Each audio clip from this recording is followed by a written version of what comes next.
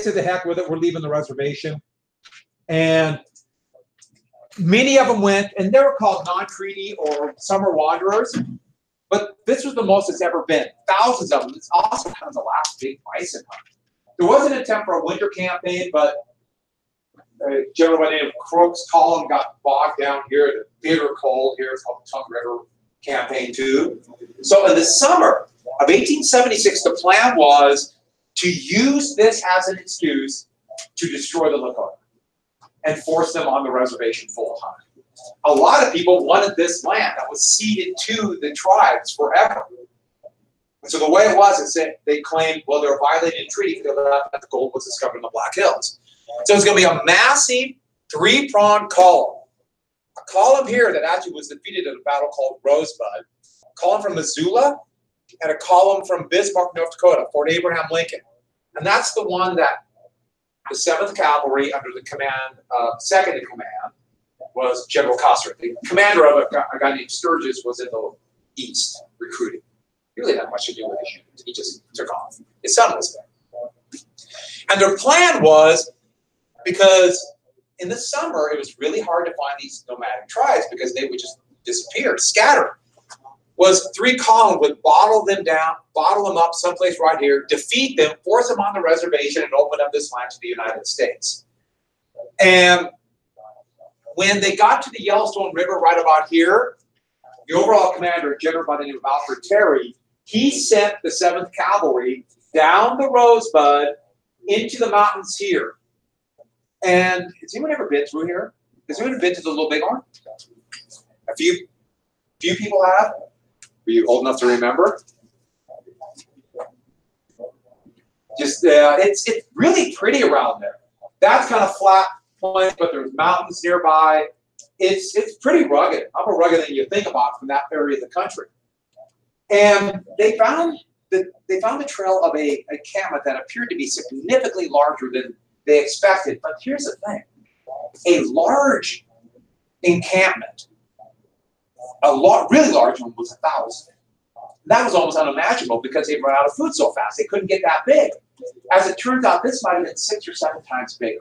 And that means between 1,500 and 2,500 men of fighting age. They'd never seen anything like this. So when Custer discovered this, his first thought was, okay, it's huge, but it can't be that big, and I better attack them before they scatter. So the first opportunity of somewhat haphazard would be on June 25th, 1876, the Battle of the Little Bighorn. You know, it is June 25th, 1876. So Custer, Lieutenant Colonel Custer, 7th Cavalry, you know, decent, but not very well equipped. They always cut every corner with the Army. And they came across this massive encampment. And Custer divided his force up into 3. It really wasn't planned significantly, but divided up into 3, with him commanding the one part, about 250 men. Now, there's no one single leader. We've talked about this for tribes, but one Lakota by the name of Sitting Bull, there, right here, he had been fighting the Whites and the Crow and other tribes, but fighting his whole life. He was too old to be actually to go out and fight, but there would be a fight in the camp, and he would fight there. And really much of the emotional leader really convinced that our only chance is to stop the United States. The United States, there's far too many, but he was unwilling to surrender. Probably one of the leading warriors of the Lakota was Crazy Horse, and I put them up there, and that's a watercolor, so we have no idea what he really looked like. Even after he agreed to come into the Pine Ridge Reservation in South Dakota and Nebraska, that area right there, right? I was pointing at nothing here, right about here. He would not allow his picture to be taken, so we don't know what he looked like. And he would always respond with, "Why do you want to steal my shadow?" Which, yeah. And this was done about 15 years after by Lakota on the Standing Rock Reservation, and this was his memory of the battle on a buffalo hide, and his response was the last good time we ever had. I know, whatever. We just go with that. If your whole life is to fight, that's what it would be. Well, what happened was, by Custer dividing his force up, his force was going to circle around the camp and try to take hostages. Remember I mentioned that before? Hostages. And they were surrounded by overwhelming forces, and in a really short time. What did one Lakota say? As fast as it takes a hungry man to eat dinner. They would all be killed. 2/3 of the 7th Cavalry survived and held out on the hill, but Custer would be defeated and killed. That's Custer's Hill, the hill where most of the bodies were found. And when they originally buried him very quickly after the battle, they came back and reinterred the bodies into more formal graves. They had to dig them back up, and so some of the bones and other bones they discovered. They have to do this at every battle. You think about it, they dig a grave, they got to get them in quickly. But they reinter them later on. And so this would become one of the most famous battles of the Indian Wars in Montana. It's certainly the most famous.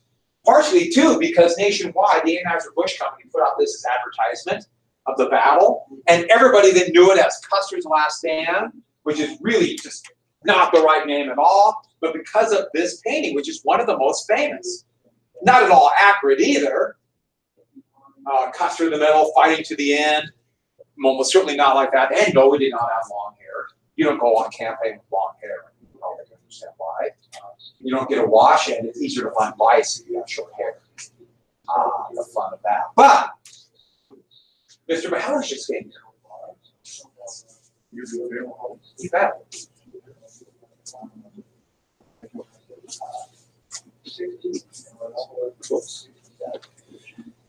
And one more thing, if you go there, they put all these historical markers out there showing where the battle is. The Park Service does a great job with these kind of things. But the funny thing is, where they put them all, they're almost certainly incorrect.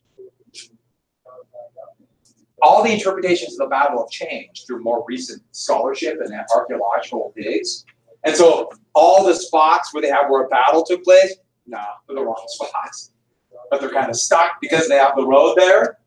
And it was about a day and a half after that the rest of the force arrived and found Custer's, the remnants of Custer's command.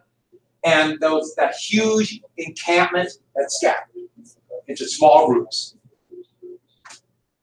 One thing I should add, not the last time I was there, I've been there a number of times, but God, it must have been about 20, and I was walking this place called the Reno. It's called the Reno Battlefield, that area there. And I'm walking along, and there were signs all over. Don't leave the trail for various reasons. Somebody left the trail, and that's when the rattlesnake struck at me. And who's had a rattlesnake strike at them? It's not fun. It wakes you up. And it was maybe that far away. It seemed about that far, it was probably about that far. And the snake was like 40 feet long. They were all that big. Okay, probably about 6 feet long. But it seemed 40 feet if it strikes at you. Boy, that was scary. And they brought a steamboat called the Yellowstone that was resupplying the cavalry. It was up here. It actually chugged upstream on the Bighorn and the Little Bighorn, which was too shallow, they thought, for steamboats, to bring back some of the wounded, but also that brought back the news. So think about 25th, took about a day and a half for the rest of the units to arrive as the big encampment spread. And then it's going to take a few days to chug back up the Yellowstone, or down the Yellowstone, down the Missouri, back to Bismarck, North Dakota, where Fort Abraham Lincoln is, where the telegraph line is. So then it went spread all over to the East Coast of this embarrassing, humiliating defeat of someone that everybody knew, a household name, George Custer. Think about the day that hit the newspapers. Think about it for a second. June 25th. When did it hit the newspapers? July 4th, 1876. Think about the importance of 1876. What is that? Yeah, that's the centennial celebration. In this huge celebration, we survived Civil War and the news of one of the biggest military defeats in American history. The only ones that are bigger, maybe St. Clair is here in 1791. Anybody know the other one? That's probably bigger. Korea, December, January 50-51. Chinese attacked and just. So, We'll get to that later. And that would lead to the destruction of the Sioux. The United States, they would appropriate more money, even though Southerners did not want an army, remember Reconstruction. And they began a fall but a winter campaign to run down every single band. And they built encampments, but eventually forts all over eastern Montana, northern Wyoming, South Dakota. And you build forts, so you hem them in, so it makes it very difficult for these small encampments to survive. And then they just hunted them down and followed them all winter till virtually every last band of the Lakota, either they all died or they surrendered and destroyed them. Sitting Bull and a small band fled to Canada and stayed there for a while, but the British authorities didn't want them, eventually went back. And they were forced on much smaller reservations. A captain, Thomas Keogh was killed at Little Bighorn. They named a fort after him, one of these forts right about here. And a little town popped up around that fort that had, basically, towns around forts were basically had bars and brothels. You know what I mean? And that's what was there. And they called it after the commander of that fort, Colonel Nelson Miles. So that's Miles Town, and then became the metropolitan area of Miles City. And that's where I grew up. It's named after that fort right there. So just kind of that's the connection. Now it's Fort Keogh is now an agricultural research center. And I was just talking to somebody about that because the government shut down, and so they have people that go out and they feed the cows there and just leave. So kind of the national parks and every place else. And the Sioux would be destroyed. Now, there'll be one more thing I'll talk about really fast. While this is going on, the Nez Perce, now this is not a Plains tribe. This is a tribe that was here. In fact, they're the ones who, without them, Lewis and Clark never could have made it. But they lived right here. And the U.S. Army basically informed them, we're not even going to sign a treaty. We're going to put you on a reservation because we want the Walla Walla Mountain. It's very fertile. We want it. And so they were going to be moved to the reservation. One band refused. There were a couple fights, and especially after a couple settlers were killed in these fights, they began to run. It was just a few hundred at most. Their kind of political chief was a man by the name of Chief Joseph. But remember, it's much more complex than that. He was not the leader, but he would become a civil. He was articulate, very well spoken, so he was a good very eloquent speaker. That was the style of the hair of the Nez Perce. Kind of greased it back like that. I was thinking of a 50s pompadour haircut. But their plan was to go to Canada because they heard Sitting Bull was there. And the first public opinion in the United States was with them. It's kind of like the noble, savage fling, which, yes, has racist overtones. But they were sympathized with them, especially as the Army chased them across Idaho. Then they had to go south of Missoula because there's a big encampment there. They defeated a U.S. Army force from Missoula at the Big Hole battlefield, which is maybe 110 total fighters for the Nez Perce. If you ever get a chance, or if you have gone to the Big Hole, that area there, not only is it beautiful, but that battlefield is really cool. Not only tells you what happened, it's really well done, but it's in this valley. And the visitor center is up on the hill with this kind of panoramic view of this whole area. It's really cool. Has anyone ever been to that? It's in your state. Go. Because I know that when it's in your state, you can go anytime. But I would highly recommend it. It's really cool. I think I'm going to try to go back up there in the spring break because I'm not going anywhere else. But when they went into the brand new Yellowstone National Park, literally just created a few years earlier, ran into some of the first tourists in Yellowstone National Park. And in the conflict that happened, two of the tourists were killed. Public opinion turned, and that's when they said, we got to stop the Nez Perce.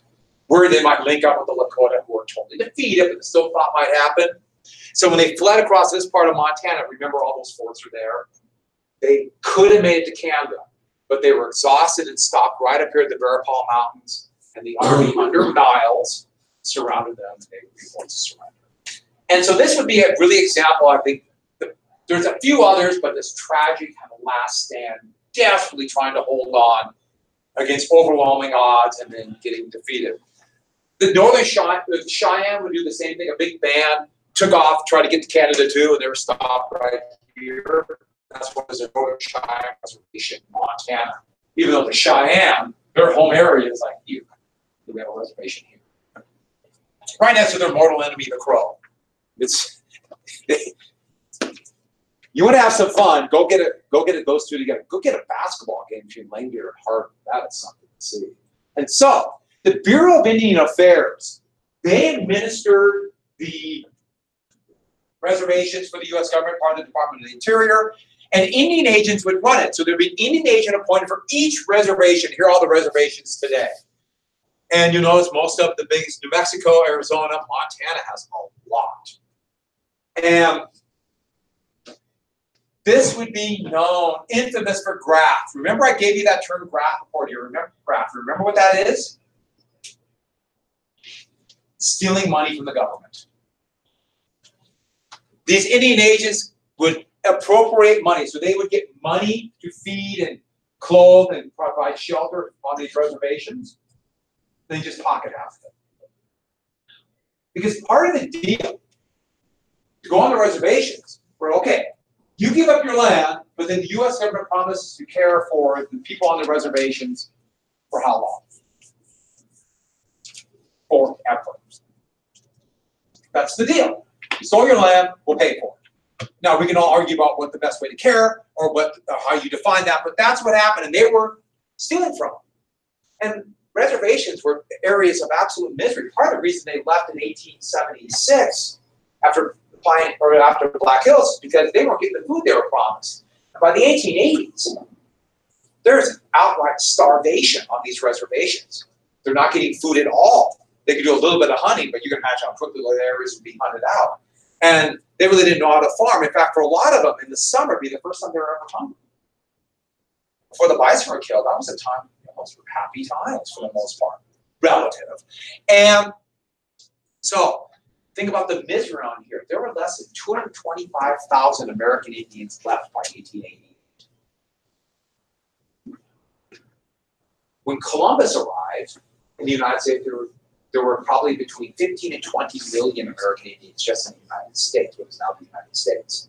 Now 225,000 left. And so these are areas of misery and hopelessness. And remember the Second Great Awakening? The dramatic shifts in the United States would lead to kind of religious, like just looking for answers. You see the same thing happen on the reservations. Why is this happening? And looking for answers out of this misery, especially when you had probably people on the reservation had significantly more relatives amongst the dead than the living. And that's going to lead to one of the saddest of the religions in American history, the ghost dance. Now, the ghost dance actually started a couple years earlier, and it's complex. I can give you, obviously, the very abridged version, but it really started by this guy right here named Wovoka. He was a Paiute Indian, so that means he was down here.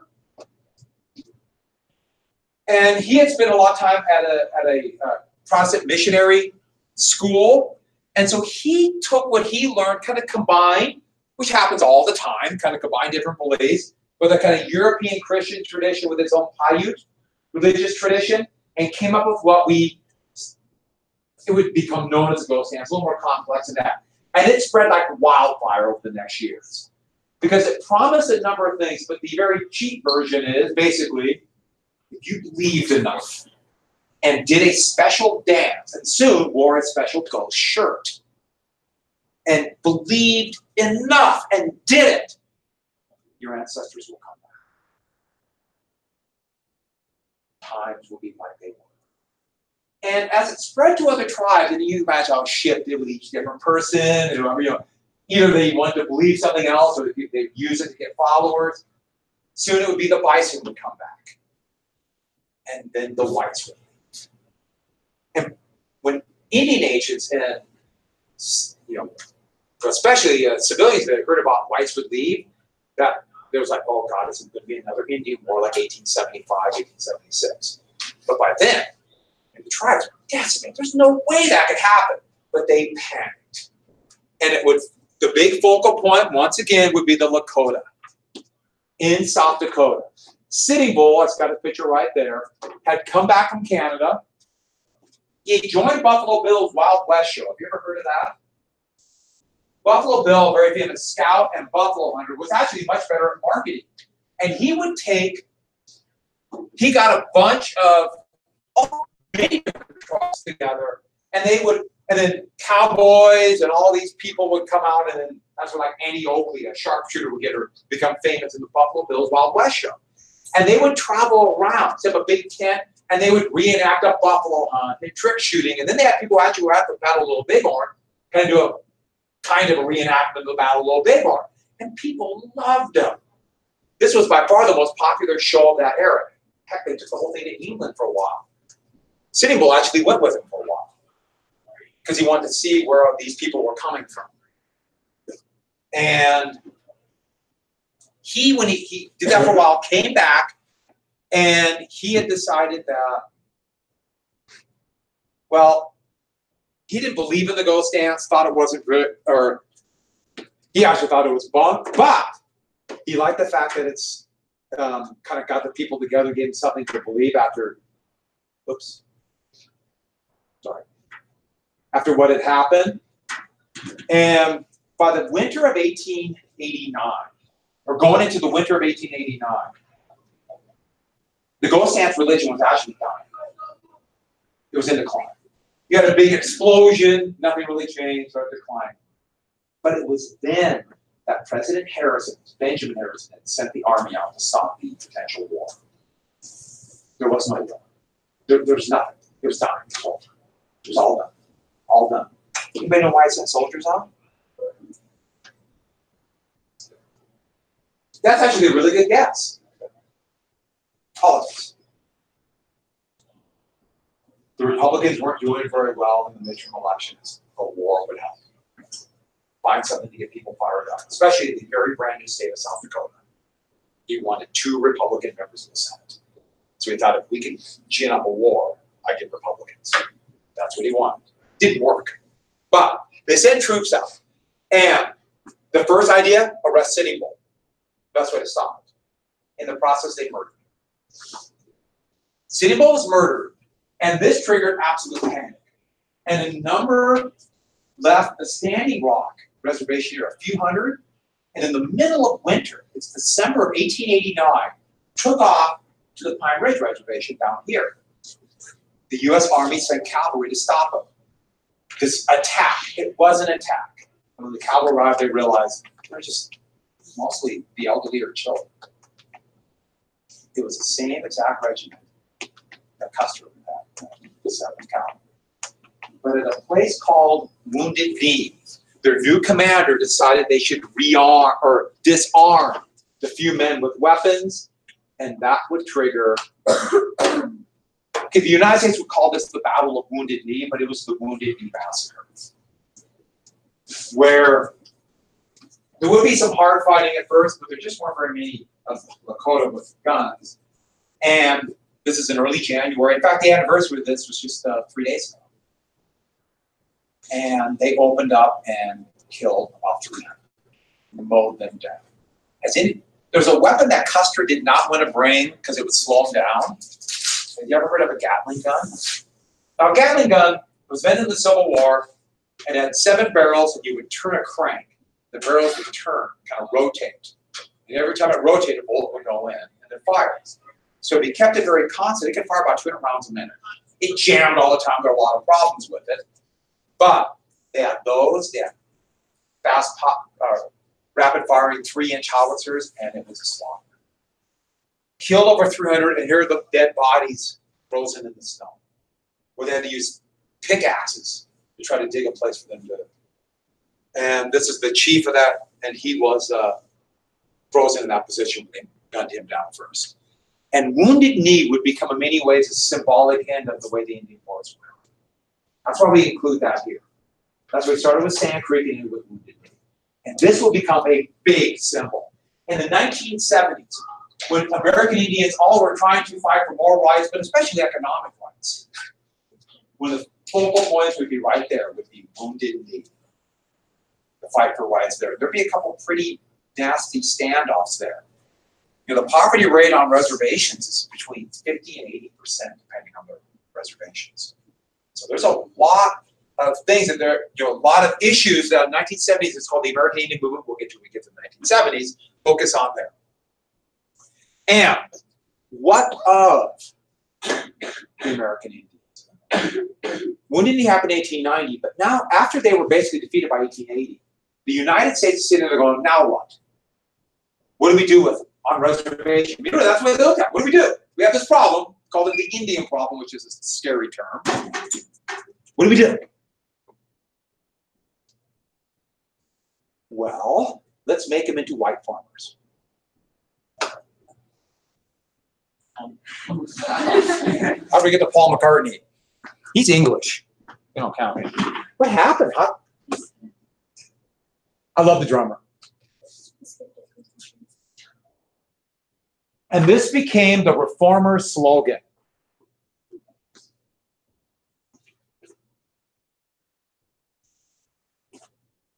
The Reformers' slogan.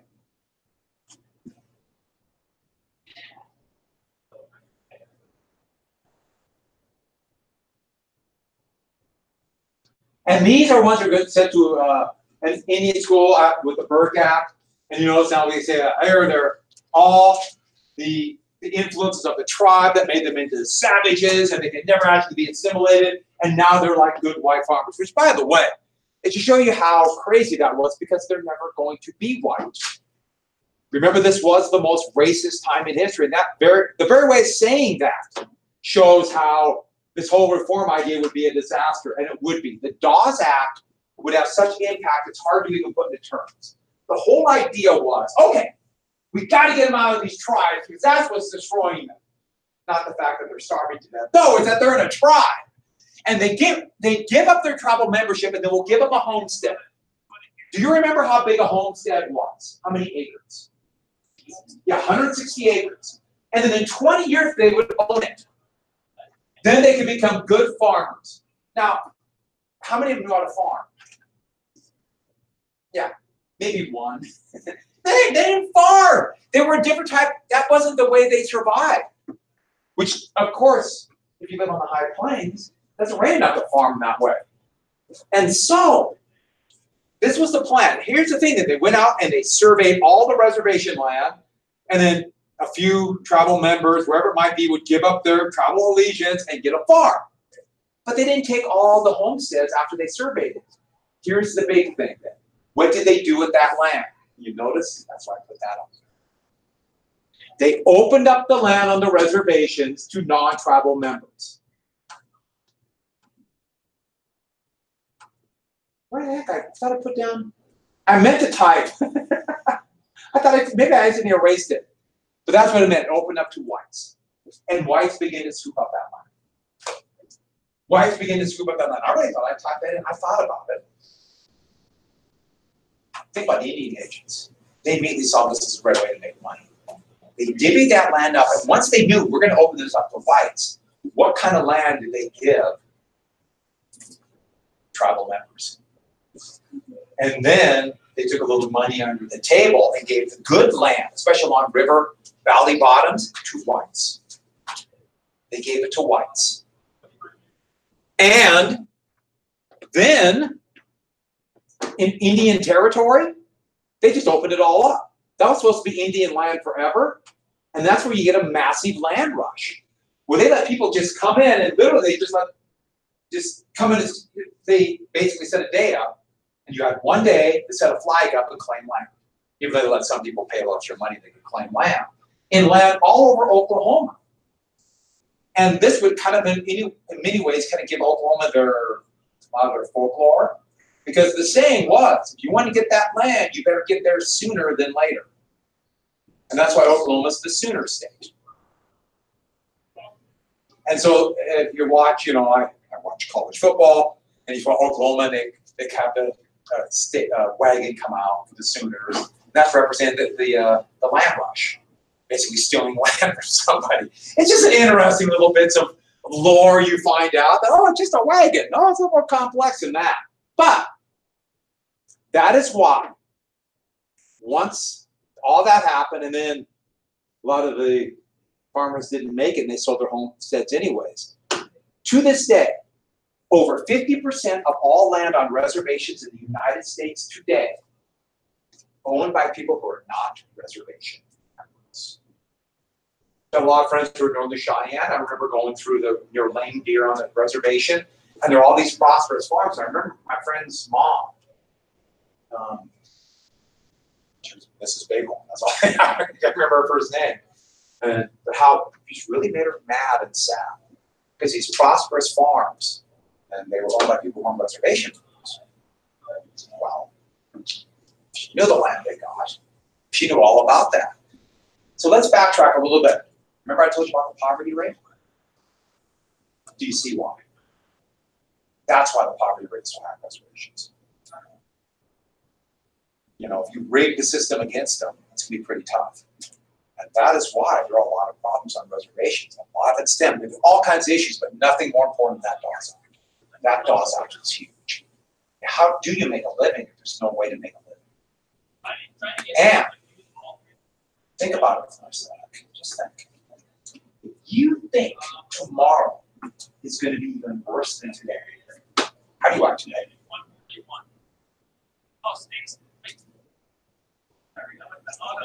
All of you are in this class, right? You're taking AP US History.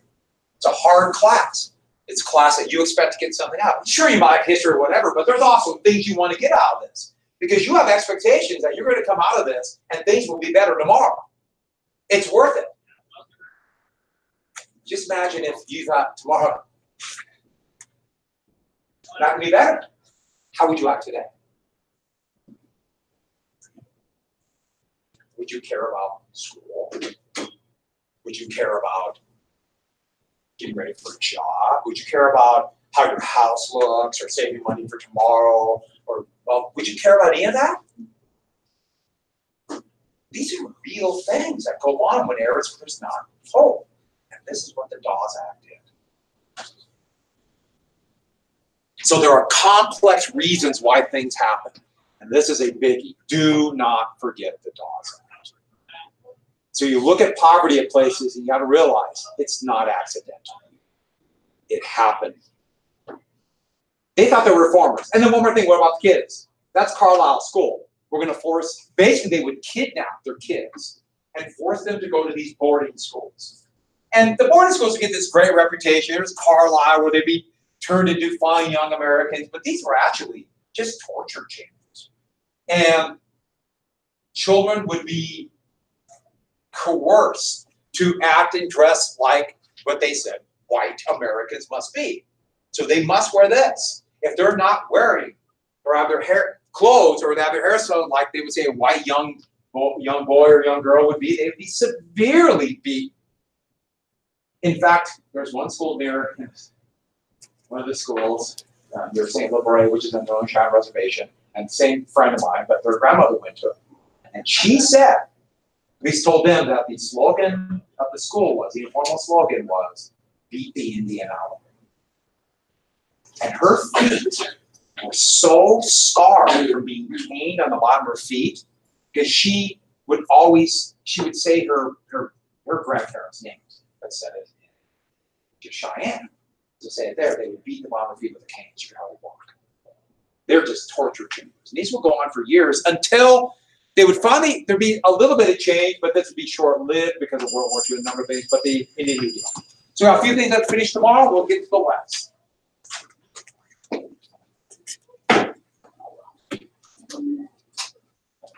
Now I got to invade France. My day never ends.